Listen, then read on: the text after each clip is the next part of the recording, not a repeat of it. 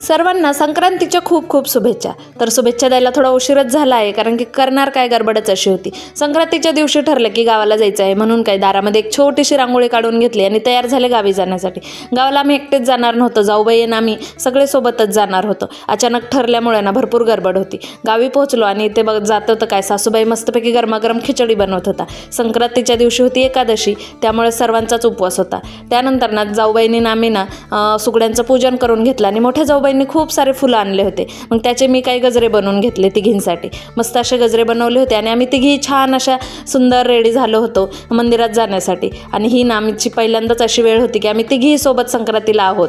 याआधी कधीच असा योगच आला नाही. त्यानंतर मंदिरात गेलो आणि मस्तपैकी मारुतीरायाला विडा वगैरे दिला, तिथे ओसून घेतलं. नंतर विठ्ठल रुक्मिणीच्या मंदिरात वगैरेही गेलो, तिथे ओसून घेतलं, पण तिथली काही शूटिंग काढली नाही. आणि नंतर ना झाला हळदी कुंकवाचा कार्यक्रम सुरू. आमच्या गावामध्ये ना सर्व बायका एकत्र थांबतात आणि सर्वजण एकमेकींना हळदी कुंकू लावतात आणि एकमेकींच्या ओट्या भरतात.